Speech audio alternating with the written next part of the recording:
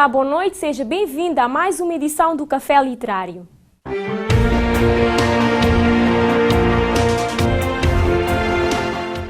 Enrique Rojas é o autor eleito desta semana.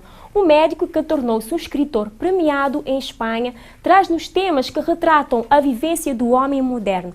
Como já é hábito, nós trazemos sempre um pouco da biografia dos nossos autores. Com Enrique Rojas não podia ser diferente. Acompanhe passos desse médico escritor. Enrique Rojas nasceu em Espanha em 1949. Médico espanhol, professor de psiquiatria da Universidade de Extremadura, sua pesquisa centra-se em dois temas, a depressão e a ansiedade. Seus ensaios giram em torno da sexualidade, as crises conjugais e vontade. Enrique Rojas, catedrático de psiquiatria em Madrid e diretor do Instituto Espanhol de Investigação, pertence à geração de médicos humanistas que tanta tradição tiveram em Espanha e no resto da Europa. Conquistou o Prémio Conde da Cartagena da Real Academia de Medicina de Madrid pelos seus trabalhos sobre a depressão e médico humanista do ano em Espanha em 1995. A sua obra está traduzida em francês, italiano, russo, português, polaco e turco. Os seus livros de investigação estão concentrados em três temas: as depressões, a ansiedade e as perturbações da personalidade. Nos ensaios abordou sobretudo três vertentes: o amor e o desamor, a sexualidade e a vontade. Uma constante em seu pensamento é a busca da felicidade. Do seu ponto de vista, uma vida bem-sucedida requer tratar adequadamente algumas das seguintes questões que afetam hoje a sociedade: o hedonismo, a permissividade, o niilismo, a promiscuidade sexual e relativismo. Esta luta, claramente exposta em seus ensaios como O Homem de Luz, Remédios para Desgosto, Línguas do Desejo e outros. Entre seus trabalhos mais recentes constam-se Adeus, Depressão, abordados em tom informativo.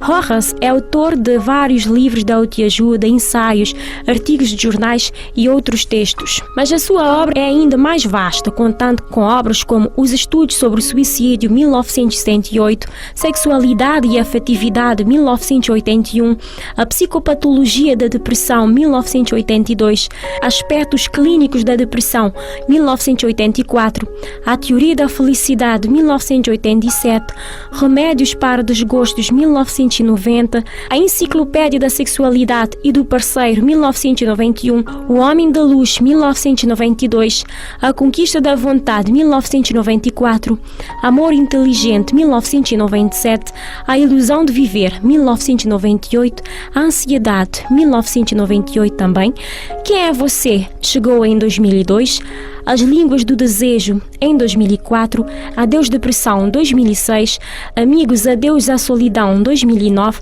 Não Desista, 2011, Viva Sua Vida, 2013, Superar Depressão, recentemente, 2014. Todos os seus livros têm alcançado enorme êxito, como, por exemplo, Uma Teoria da Felicidade, Remédios para o Desamor e O Amor Inteligente. Com as várias transformações ocorridas na humanidade, surge, segundo o autor, um novo homem, fortemente ligado ao capitalismo, onde o consumismo impera. Isso é bom ou mau? Questão fortemente discutida pelo Enrique Rojas na sua obra O Homem Light, Uma Vida Sem Valores, onde ele caracteriza o homem como sendo light, ou seja, permissivo, mas que carece de critérios sólidos de conduta. Enrique Rojas faz uma descrição muito realista do homem atual e que assume contornos muito negativos. Segundo ele, os produtos light deram origem ao homem light e à vinda light, caracterizada pelo facto de tudo estar sem calorias, sem gosto ou interesse. A essência das coisas não importa, só é quente o superficial e a vida pode ser comparada a um coquetel onde tudo pode ser experimentado, mas tudo está desvalorizado. Centrado em aproveitar bem o momento e consumir, em se interessar por tudo e ao mesmo tempo por não se comprometer com nada, o homem light ajeita tudo. Para ele, tudo é transitório, passageiro e assim até a democracia e a vida conjugal se tornam light. O lema é não exigir muito e alcançar uma tolerância absoluta. Não existem desafios, nem metas heroicas e grandes ideias, nem um esforço ou luta contra si próprio. O homem moderno, conforme descreve Rojas, é sumamente vulnerável. Embora seja atraente, dinâmico e divertido, é um ser vazio, sem ideias, evasivo e contraditório. Rebela-se contra todos os estilos de vida reinante, sempre bem informado, mas com escassa formação, perde-se no folclórico e, diante de tantas notícias, cria uma espécie de mecanismo de defesa, ficando insensível. É pragmático e se interessa por vários assuntos ao mesmo tempo. Tem uma curiosidade insaciável, porém mal dirigida e que não o leva a lugar nenhum. Conhece muito bem a sua área de atuação, mas não consegue fazer síntese. Como não tem critérios sólidos, o homem light é superficial e aceita tudo. Geralmente não tem um projeto de vida e lhe interessa ter, possuir, comprar mais e consumir loucamente. Compra coisas e depois se arrepende. Fabrica a sua verdade de acordo com as suas preferências, escolhendo o de que gosta e rejeitando o que não lhe apetece. Exige poder ficar a sós, precisa retirar-se. Uma solidão sem rebelião pessoal e sem análise. Sua ideologia, o pragmatismo. Sua norma de conduta é a vigência social, as vantagens que leva o que está na moda. Sua ética se fundamenta na estatística substituta da consciência. Sua moral, repleta de neutralidade, carente de compromisso e subjetividade, fica relegada à intimidade, sem se atrever a sair em público. Tudo é suave, ligeiro, sem riscos, somente faz algo com garantia. Em sua vida não há rebeliões, pois sua moral se converteu numa ética de regras da urbanidade ou mera atitude estética. É frio, não acredita em quase nada, suas opiniões mudam rapidamente e deixou para trás os valores transcendentes. Busca o prazer e o bem-estar a qualquer custo, além do dinheiro. Para ele, tudo é descartável, inclusive as pessoas. Passa por cima de tudo e de todos para buscar a fama, o sucesso, o triunfo. Vive unicamente para si, para seu prazer, sem restrições. O homem moderno, conforme Rojas, não é feliz. Ele tem uma certa dose de bem-estar, tem prazeres, mas vive esvaziado da autêntica alegria. A forma suprema de prazer é a sexual, o orgasmo. Busca o imediato, a satisfação rápida e sem problemas, que a longo prazo só acumula fracassos. Guy Debord chega a afirmar que estamos diante da sociedade do espetáculo, como forma de fuga de tudo e de todos. O indivíduo light tem um cansaço que vem da luta permanente contra os reveses, transtornos e frustrações de vida, mistura de sentimentos desagradáveis como a ociosidade, a apatia, o abandono, a impressão de fazer tudo com excesso de esforço, caindo tudo numa certa negligência, preguiça, desalento, pessimismo, desânimo e o sentimento da impotência em relação à vida. Parece que está arrebentado por dentro. O motivo real disso está na falta do projeto de vida e do vazio interior. O homem civilizado, ao contrário, colocado em meio ao caminhar de uma civilização que se enriquece continuamente de pensamentos, de experiências e de problemas, pode sentir-se cansado da vida, mas não pleno dela. Com efeito, ele não pode jamais apossar-se, senão de uma parte ínfima do que a vida do espírito incessantemente produz. Ele não pode captar, senão o provisório e nunca o definitivo. Por esse motivo, a morte é, a seus olhos, um acontecimento que não tem sentido. Recebemos hoje no Café Literário o sociólogo Rony Moreira, formado pela Universidade Lusófona de Humanidades e Tecnologias, para que possamos entender um pouco mais sobre esse homem light descrito por Rojas. Boa noite, Rony Moreira. Agradecer já a sua presença hoje cá no Café Literário para falar do Henrique Rojas, com o livro O Homem Light, Uma Vida Sem Valores. Rony, tirei uma parte do livro, portanto uma pequena afirmação, onde o homem light é descrito pelo autor como um indivíduo relativamente bem informado, porém com escassa educação humana, entregue ao pragmatismo por um lado e a bastantes lugares comuns por outro. Tudo lhe interessa, mas só a nível superficial. não é capaz de fazer, portanto, a síntese daquilo que recolhe e, por conseguinte, foi se convertendo num sujeito trivial, fútil, vão, vazio, como o próprio autor descreve, que aceita tudo, mas que carece de critérios sólidos de conduta humana. Nele tudo se torna etéreo, é banal, é permissivo. Acredita que é possível falarmos de um indivíduo sem essência, como descrito pelo autor do livro? E, antes de mais, obrigado pelo convite. É o seguinte, o livro em si é um ensaio, não é se quiser, uma teoria filosófica profunda sobre o homem. A abordagem que o autor faz sobre aquilo que acredita ser o homem está muito mais centrado no homem ocidental, não no homem, se quiser, global, um indiano, ou um chinês, ou um japonês, ou um africano, que tem uma outra filosofia, tem um outro modo de vida.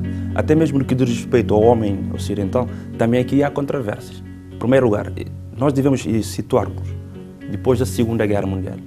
A Europa, o mundo ocidental, não teve assim grandes conflitos. Então isso vem diluindo, se quiser, a participação mais contundente. A última grande participação, pelo menos que a referência histórica, é o maio de 68. Mas aqui também, como estava a dizer, houve um desenvolvimento social e humano em toda a Europa. O homem deixou de ter, se quiser, aquelas ideologias fortes, esquerda, direita, centro, meio. Até a própria ideologia política começou a diluir-se. Digamos que hoje a Europa está muito mais preocupada politicamente, falando do homem político, do homem do centro. Mas aí até dizer que o homem não tem essência, se tomamos aqui o critério do homem ocidental, eu tenho minhas dúvidas. Há uma parte aqui que ele diz que ele defende que o homem, portanto, presenciou tantas mudanças tão rápidas e num tempo tão curto que começa a não saber a que ater-se, ou que é mesmo, faz as suas afirmações como tudo vale, tudo faz, não é? E assim tem a tarefa que tem entre as mãos, mas que fora desse contexto está à deriva, sem ideias claras, apegado como está um mundo cheio de informação que o distrai, mas que a pouco se converte num homem indiferente, superficial. É isso que eu estava a dizer. Como houve um conjunto de transformações sociais no mundo ocidental, deixou de se ter, se quiser, velhas ideologias, ou velhos conflitos, passaram a ter novos conflitos. Hoje a Europa, porque eu acredito que a análise que o Henrique faz é do homem europeu, hoje a Europa tem uma outra, se quiser, uma outra luta. Está mais virada, por exemplo, a ecologia, para a questão da igualdade de género. Portanto, não é assim tão fácil dizer que o homem não tem essência, porque é redutor. Seria reduzir o homem quase nada. E eu não acredito que o homem não seja quase nada, porque o homem tem lá os seus sentimentos, as suas paixões, as suas lutas, as suas causas. Agora, o que há de novo, se quiser, são novos valores, novos conflitos, um novo interesse social por coisas novas. Não há o conflito religioso do passado. Hoje não há assim. Eu estou aqui a referir ao homem que na minha percepção, que o Henrique faz é uma abordagem ao homem ocidental. Mas se sairmos do mundo ocidental, se tornarmos, por exemplo, o caminho de África, aqui o problema ainda é maior. Se falarmos de todo o continente africano, porque o homem aqui ainda está à procura de resolver os problemas primários. Já não podemos falar de um homem consumista, por exemplo, que o consumismo também é uma das características do homem light em África, não é? Porque há alguns pecados que ele escreve exatamente. O materialismo, o consumismo, o hedonismo, a busca incessante pelo prazer, a permissividade, não é? Como estava a dizer há pouco, há uma tendência europeia de se achar que o homem, se quiser, é o ponto central, o homem do centro, o homem ideal, a imagem do homem é o homem ocidental. Há isso. Se puxarmos também aqui em África, principalmente a nova classe média africana, e tentar fazer uma comparação, nós, os africanos, da classe média, estamos muito mais próximos dos ocidentais, porque é uma tendência global, até na China, do que o homem africano em comum. Mas se tomamos, exemplo, as estatísticas existentes hoje, há milhões de homens em África que não comem, que não bebem. Até aqui a análise do materialismo cai. E se nos centrarmos na questão da globalização, com a globalização, com as várias transformações que tiveram, portanto, na humanidade, no mundo inteiro, como é que nós podemos dizer que há homens lights na China, há homens lights na América do Norte, há homens lights na África, há homens lights na América Latina também? Pessoas que já não pensam em construir o intrínseco, não é o interior, mas sim das partes materiais, Vamos falar das um partes exemplo. superficiais. Então vamos exemplo da globalização. Com as sociedades de espetáculo, Sim, por mas exemplo, não é?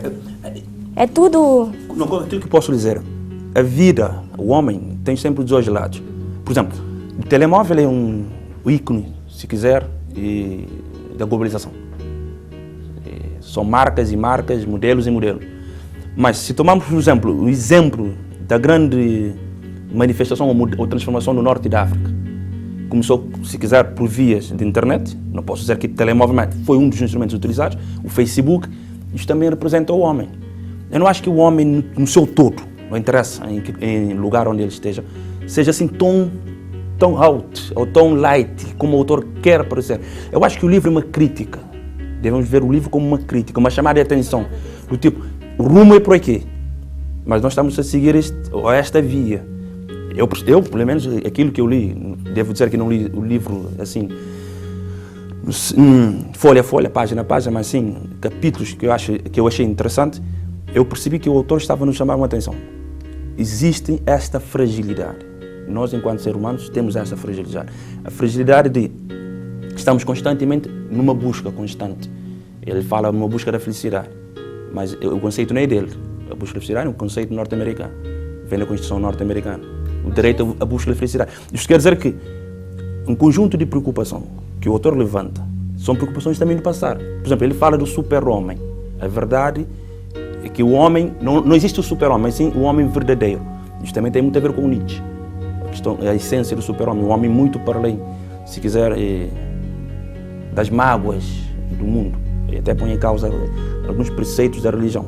Mas aqui também o autor faz, se quiser, uma retrospectiva ao passado. Ele fala da busca da felicidade, ele fala do super-homem, não do super-homem, mas sim do homem em busca da verdade. É um conjunto de pontos que o autor traz para o debate e que, na verdade, não é novo. Muita coisa que ele diz não é novidade. Há outras coisas que ele acrescenta que é novidade, por exemplo, a questão do consumismo. Há, de fato, uma potência pela compra. Às vezes de comprar coisas que não são úteis, supérfluas. Sim, mas aqui também o conceito de não ser útil depende... Isso não tem a ver também com a insatisfação do homem moderno. O homem moderno é constantemente insatisfeito. Por mais que tem sempre a falta de alguma coisa. Não é? Eu acho que o homem moderno, não vou fazer aqui uma afirmação assim tão exagerada, busca-se sempre no espelho. Se quiser, aquela parábola, espelho meu, há um homem mais lindo do que eu. É mais ou menos isso. O consumismo, aquilo que eu percebo tem a ver com isso. O reflexo, a aparência. Aquilo que eu consigo projetar no outro. E às vezes o consumismo reflete também, se quiser, um desejo. Eu posso ter um telemóvel que consiga, por exemplo, me satisfazer a nível. Posso falar, posso mandar uma mensagem, posso ter fotografias, mas o telemóvel não é de marca. Quer dizer, eu tenho um desejo, eu quero pertencer a uma certa classe, uma certa estrutura social. E às vezes também a nossa apetência pela compra, pelo consumismo, reflete muito a classe onde nós estamos e as nossas ambições. E isso leva-nos a um outro ponto, a uma outra característica proposta pelo autor, que é o hedonismo, que significa buscar o prazer acima de tudo. Como é que nós podemos falar? O homem light, o homem moderno busca imensamente essa questão, não é?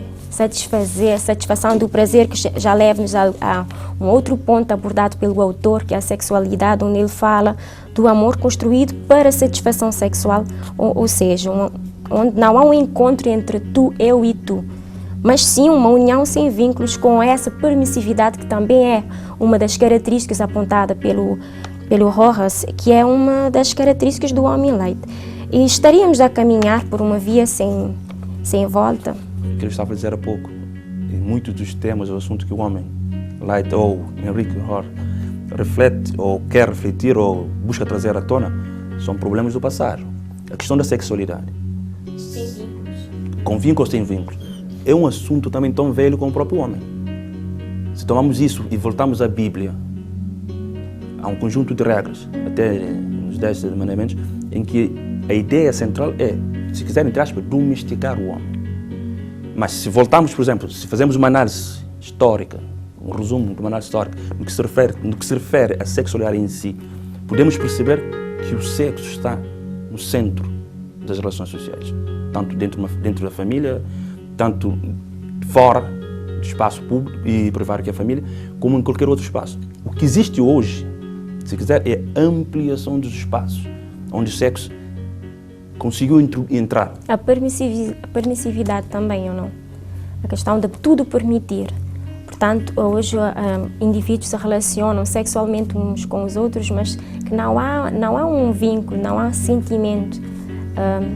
Porque é permitido, porque é relativo, porque hoje é tudo, como nós dizemos em crioulo, na descontra. Aqui há pontos que ficam sempre soltos, certo? Situações que ficam por explicar, ou, se quiser, nuances que ficam sempre atrás.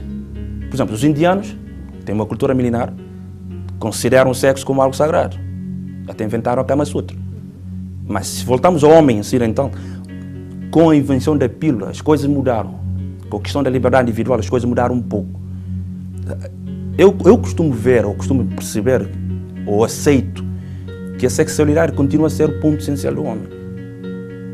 Das grandes procuras. Mas até ir dizer que o sexo em si reflete, por exemplo, não apego ao outro, tenho minhas dúvidas. Dúvidas como assim? Não, quer dizer que dois indivíduos não podem envolver-se sem que haja nenhum sentimento? Porque a sociedade hoje permite. Aqui fica a pergunta, atração física não é sentimento? Eu não sei, estou só a questionar, porque era isso que eu estava a referir, a questão da dúvida. Atração física não é sentimento. O subconsciência, segundo os biólogos, que muitas vezes tem um peso na nossa ação, no nosso comportamento e atitudes, não tem muito a ver com sentimento? Porque tínhamos de definir agora o que é sentimento. Aí viria também a questão moral, não é? A moralidade, não é? Dizer que apenas ter atração física já bastaria para termos um ato sexual. Já teríamos de adentrar um pouco mais. Também a moral teria de sobrepor a questão da liberdade. Já a discussão aqui que é curto, que eu sei, a entrevista aqui é curta, levaria uma eternidade. Até onde a moral é mais importante do que a própria liberdade. Ou até onde a liberdade deve ou não sobrepor a moral. São questões que ficam sempre em aberto. É isso que quando começamos aqui a falar, eu estava a dizer, o livro em si é um ensaio, uma crítica. Se quiser, é uma chamada de atenção. Que existe este perigo. O autor fala, por exemplo, de o homem que não reage a nada. Certo? Mas eu não acho que é assim tão certo aquilo que o Henrique estava a dizer. Se tomamos um exemplo que anda a acontecer agora na Europa. Com a crise, houve um despoltar, se quiser, de manifestações, tanto na Espanha, em Grécia e Portugal. Ele fala até que o indivíduo tem muita informação, mas não aprofunda muitas questões. Por exemplo, nós podemos fazer uma revolução hoje, uma manifestação hoje e amanhã se esquece o assunto. Isso porque está naquilo. A evolução da sociedade, se quiser, e o continuar de uma ação, seja ela manifestação ou revolução, o que queira, perdura. Certo? Não é algo que termina aqui, começa aqui e acaba ali. Até porque a manifestação é uma consequência. Uma revolta é uma consequência de ti. Se as coisas não foram temporariamente acudidas, aquilo fica. Não, aquilo fica, é que nem uma brasa. Fica ali, quieto, mas há sempre uma possibilidade de voltar.